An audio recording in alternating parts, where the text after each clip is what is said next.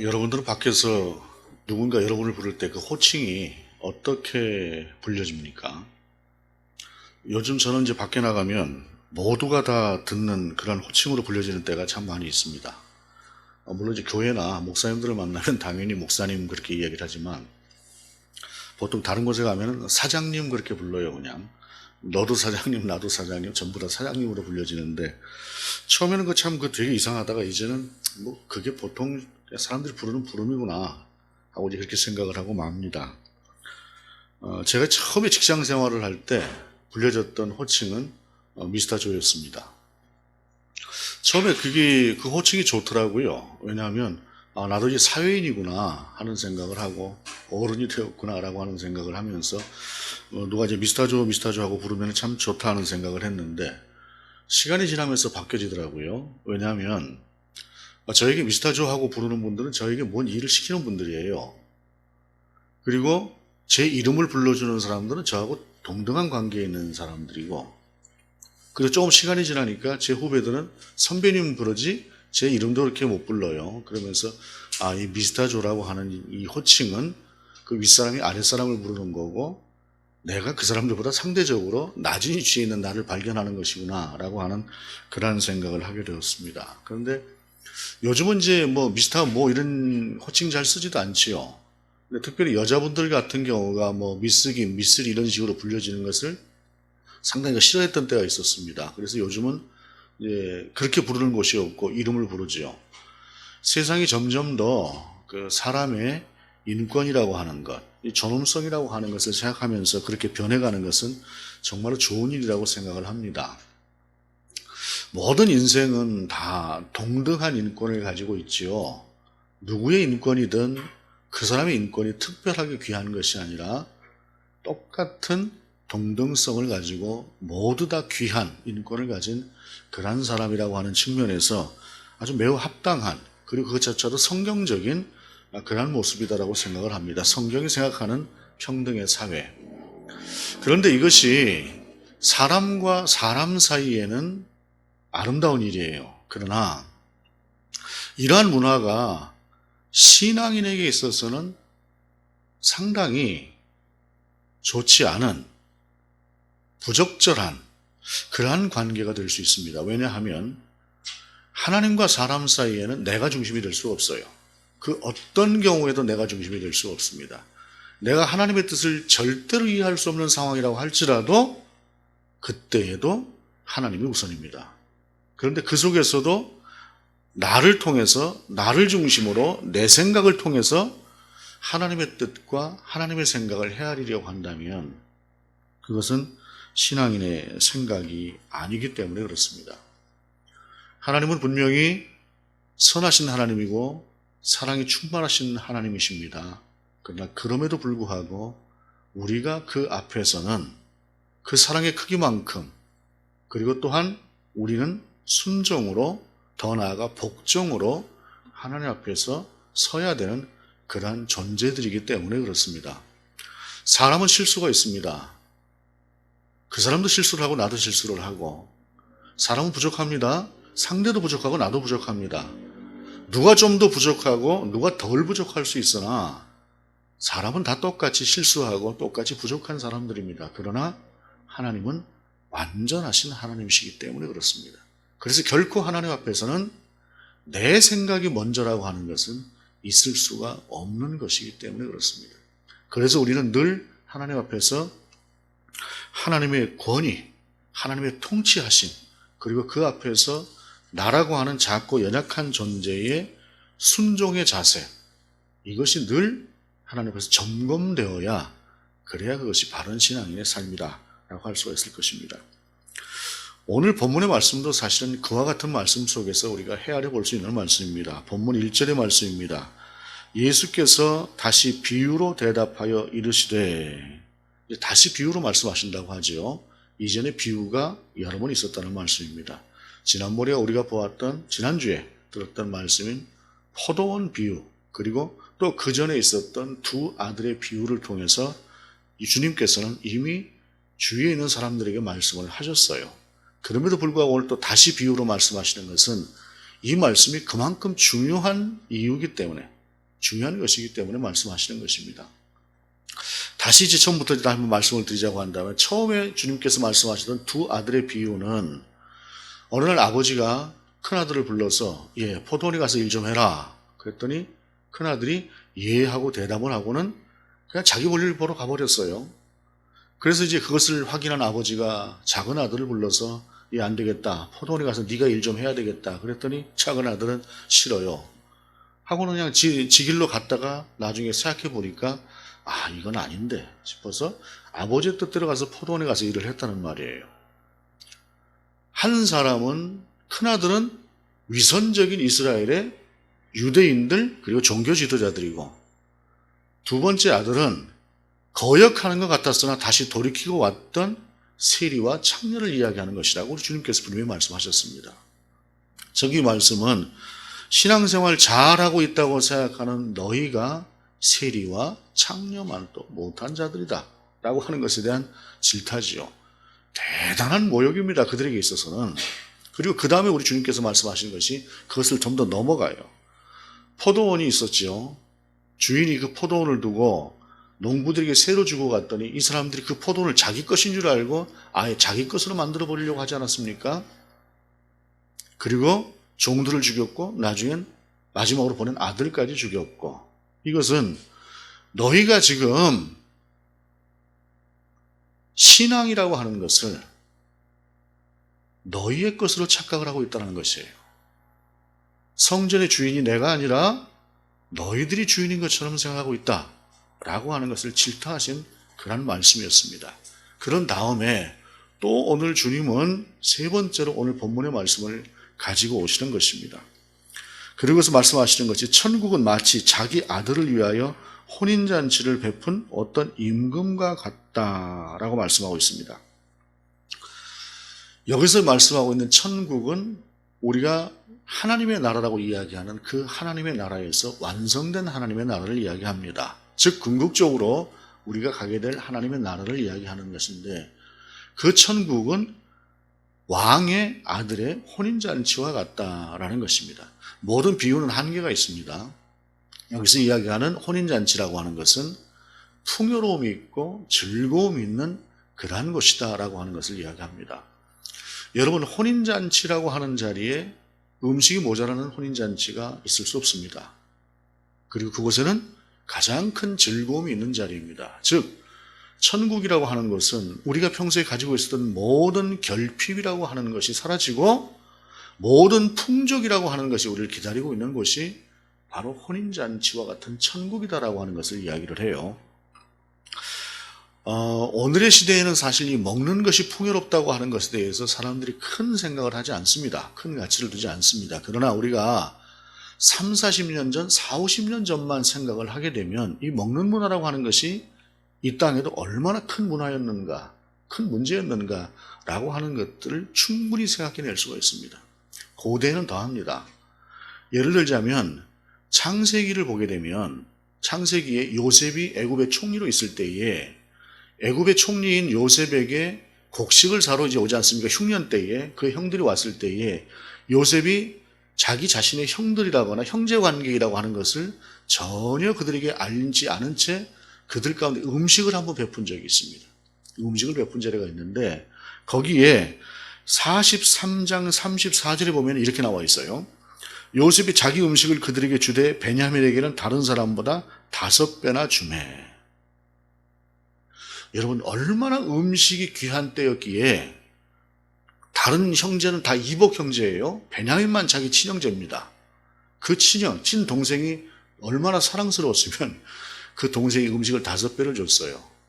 요즘은 예를 들어서 누가 도시락 이렇게 쌓아놓고 하나씩 나눠주고 난 다음에 누구한테 5개 준다고 해서 특별히 감사하다고 생각하는 경우가 뭐 있을 수 있겠지요. 그러나 요즘은 그렇게까지는 아닐 것입니다. 그러나 고대에는 내 한 몫이라고 하는 걸 받고 거기에 또 다른 4개를 덤으로 더 받는다고 하는 것은 엄청난 것입니다. 음식이라고 하는 것에 있어서. 그런데 이 혼인잔치에는 그 음식이 충분한 겁니다. 충분히 먹을 수가 있고 또 우리가 가장 기쁘게 할 수 있는 그것이 예수님 당시에 천국을 비유할 수 있었던 그런 천국의 모습, 비유다라고 하는 것입니다.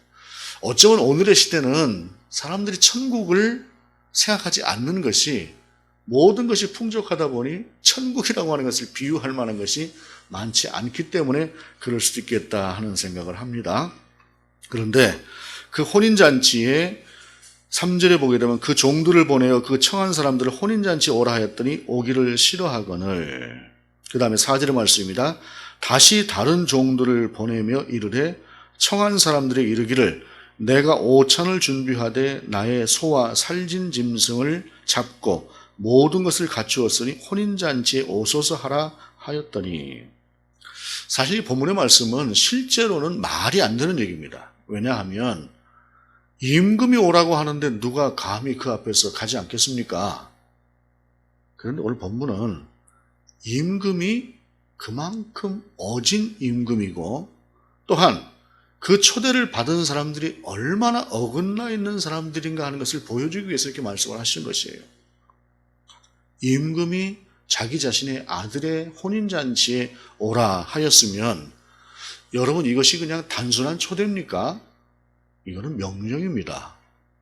이것을 거역한다고 하는 것 자체가 있을 수가 없어요. 그런데 5절 6절에 보게 되면 그들이 돌아보지도 않고 한 사람은 자기 밭으로 한 사람은 자기 사업하라고 하고 그 남은 자들은 종들을 잡아 모욕하고 죽이니. 전에 제가 알던 목사님 한 분이 어떤 대통령에 대해서 상당히 좀 비판적이었어요. 그분 얘기가 나오면은 별로 이렇게 고개를 좀 옆으로 돌리고. 그런데 그분이 그 대통령이 초대하는 그 청와대의 초대 자리에 갔던 적이 있었습니다. 갔다 오고 나서 얼마나 자랑을 하는지 몰라요. 그래서 대통령 가까이 손도 좀 잡아보셨습니까? 하고 물었더니 아유 너무 멀어서 눈도 못 마주치고 왔어요 그러더라고요. 저 멀리 떨어져 가지고 청와대 한 구석에 앉아서 밥 한 그릇 먹고 온 것도 자랑입니다. 여러분, 오늘날 요새 대통령 누가 얼마나 그렇게 크게 옛날처럼 생각합니까? 그냥 뭐 함부로 말을 해도 괜찮은 그런 세상이죠. 그야말로 대통령이나 뭐 나나 뭐 이렇게 생각하는 세상이지 않습니까? 그런데도 청와대 한번 갔다가 밥 한 그릇 먹고 온 것이 자랑이에요. 그런데 임금이 부르는 자리라고 하는 것은 얼마나 큰 영광입니까? 그런데 그 영광의 자리를 거절했다라고 하는 것은 그 인생이 방자함이 일정한 도를 넘어섰다는 것을 이야기하는 것입니다. 아무리 어진 임금이라고 할지라도 그 도리를 넘어서는 상태의 인간이 섰다라고 하는 것을 말하는 것이에요. 신앙생활은 하고 있으나 겉으로는 우리가 잘하고 있는 것 같지만, 그러나 그 속에서 존귀하신 하나님께 대한 그 위엄 있으신 그 하나님께 대한 인생의 태도를 우리가 이 말씀을 통해서 돌아볼 일입니다. 그런데 그러한 그들에 대해서 모욕을 받은 것이죠. 임금이 아무리 평소에 어진 왕이라고 할지라도, 어진 임금이라고 할지라도 이것은 용서가 되지 않는 것입니다. 이것을 이대로 둔다면 통치가 이루어지지 않습니다. 여러분, 왕이 무엇인가를 말을 했는데 그 왕의 말을 사람들이 전혀 듣지 않는다고 한다면 그것은 왕이 이미 통치력을 상실한 상태입니다. 이것은 왕으로서도, 공의의 측면에서도 용서할 수가 없는 문제인 것이죠. 그래서 그 다음에 어떻게 합니까? 임금이 노하여 군대를 보내어 그 살인한 자들을 진멸하고 그 동네를 불사르고. 왕이 그들을 진멸했다는 것이죠. 그런데 이 말씀을 통해서 우리가 알 수 있는 것은 당시에 예수님께서 비유를 하시면서 이렇게 격한 표현을 하셨다라고 하는 것은 그때 당시 유대인들에 대해서, 그들의 그 잘못된 신앙에 대해서 우리 주님이 얼마나 분노하고 계셨는가라고 하는 것을 볼 수 있는 대목이기도 합니다. 우리가 결코 이런 대상이 될 수 없습니다. 인생이라고 하는 것은 스스로 삼가하고 스스로 돌아보지 않으면 이렇게 될 수 있습니다. 우리가 왜 예배를 중요하다고 합니까? 팬데믹의 시대에 우리가 각자 골방에서 예배를 드리더라도 일정한 시간에 우리가 주님을 만나야 된다고 하는 것은 우리가 주인이 아닌 하나님이 주인이라고 하는 것에 대한 우리의 복종과 순종을 그 시간을 통해서 또한 보여드리는 것이기도 합니다. 그리고 그 시간을 통해서 하나님께서 우리 가운데 무엇을 원하시는가를 듣고자 하는 시간이 우리의 예배이지요. 기도를 통해서 우리가 우리 자신을 돌아봅니다. 말씀을 통해서 우리가 우리를 돌아봅니다. 기도와 말씀과 예배를 통해서 우리를 돌아보지 않고 우리를 돌아볼 수 있는 방법은 없습니다. 우리의 상식으로요. 하나님은 분명히 상식적으로 우리 가운데 역사하십니다. 그러나 상식만으로 역사하시는 것이 아니라 말씀을 통해서 역사하신다는 것입니다. 인생의 방자함이 그것을 잊어버리고 왕을 너무도 쉽게 생각하는 그들이었기 때문에 그들은 진멸을 당했다라고 본문은 말씀하고 있습니다. 그리고 실제로 우리 주님께서 말씀하셨던 것과 같이 우리 주님이 십자가에 달려 죽으신 후 수십 년이 지난 후에 예루살렘은 잿더미가 되어버립니다. 그리고 그들이 밥벌이로 생각했던 예루살렘 성전은 이 땅 가운데 영원히 사라져버립니다. 성전이 그들의 밥벌이였기 때문에 그렇습니다. 성전은 하나님을 예배하는 것이고 그 앞에 엎드려서 하나님의 뜻을 헤아리는 것인데 그 성전을 오히려 자기 자신들의 밥그릇의 도구처럼 사용했던 자들이었기 때문에 주님은 내가 거하는 처소로 여기는 것이 아니라 너희들의 밥통으로 생각하는 그것을 나는 이 땅에서 치워버리겠다고 영원히 치워버리신 것입니다. 그리고 우리 주님이 친히 교회가 되셨던 것입니다. 그리고 나서 말씀은 이렇게 이어집니다. 이에 종들에게 이르되 혼인잔치는 준비되었으나 청한 사람들은 합당하지 아니하니 네 거리 길에 가서 사람을 만나는 대로 혼인잔치에 청하여 오라 한데 왕의 초대를 거절했던 유대인이라고 하는 사람들, 자칭 하나님의 선민이라고 했던 사람들 대신에 이제는 가서 모두를 데리고 와라. 이 말씀은 바로 이방인이었던 우리를 구원으로 초대하는 하나님의 은혜를 말씀하시는 것입니다. 그런데 여기 문제가 있었습니다. 10절에 보게 되면 종들이 길에 나가 악한 자나 선한 자나 만나는 대로 모두 데려오니 혼인잔치에 손님들이 가득한지라.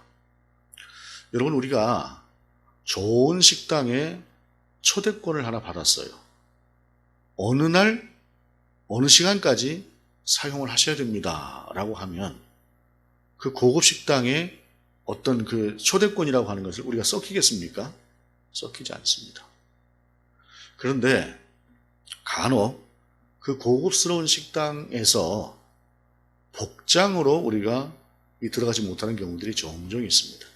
과거에는 정장을 하지 않으면 못 들어가는 것도 있었으나 요즘은 정장을 크게 따지진 않습니다. 그런데 제가 옛날에 한번 아주 최고급 호텔이었죠. 최고급 호텔에 갑자기 불려나가서 반바지 슬리퍼를 신고 들어갔다가 입구에서 제지를 당했던 적이 있습니다. 저하고 같이 갔던 분이 거기를 자주 가는 분이다 보니까 그 지배인이 나와서 하는 얘기가 청년 때 얘기입니다. 나와서 하는 얘기가 그럼 운동화라도 신어주세요. 반바지는 저희가 그냥 봐드릴 테니까 운동화라도 봐주세요. 그냥 신어주세요 해서 그 선배가 평소에 신던 골프화, 그 좋은 골프화 그냥 전 발이 맞지 않으니까 꾸겨 신어서 다 베려서 그냥 신고 갔던 적이 있긴 있습니다만 어찌됐든 세상에도 이 복장을 갖춰야 되는 장소가 있습니다. 그런데 왕의 혼인잔치에는 복장을 갖추고 나간다는 것, 예복을 갖추고 나간다고 하는 것이 상식이었던 것입니다. 오늘 본문을 보게 되면 11절 이하에 임금이 손님들을 불러 들어올세 거기서 예복을 입지 않은 한 사람을 보고, 여기서 예복을 입지 않은 사람들을 보고라고 하는 것이 아니라 한 사람을 보고라고 이야기하고 있어요. 그것은 모두가 다 예복을 입었는데 한 사람만 예복을 입지 않은 것이 눈에 띄었다는 것이에요. 이것은 예복을 입는 것, 예복을 입고 와야 된다고 하는 것을 모두가 알았다고 하는 것을 이 본문을 통해서 우리가 알 수 있는 것입니다. 당연히 예의를 갖추고 좋은 옷이 아니라고 할지라도 격을 맞춰서 이 옷을 입고 왔어야 되는데 이 사람은 예복을 입지 않고 되는 대로 입고 왔던 것입니다. 그리고 그에게 왜 그랬냐고 물었더니 그가 대답을 하지 못했습니다. 이것은 앞전에 보았던 왕의 부름에도 불구하고 왕을 무시했던 자들과 다름이 없다라고 하는 것을 말씀하는 것입니다.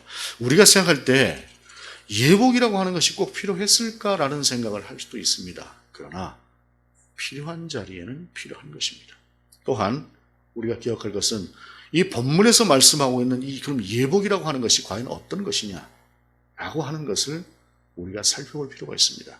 그것은 단순하게 겉으로 입는 옷이 아니라 유대인이 아님에도 불구하고 이방인임에도 불구하고 예수 그리스도의 은혜를 통해서 초대를 받고 하나님의 백성이 될 수 있는 자격을 가진 그러한 우리들이 갖춰야 될 무엇인가를 이야기하는 것인데 이것은 어떤 것인가? 그것은 우리 주 예수 그리스도에 대한 우리의 반듯한 신앙 고백인 것입니다.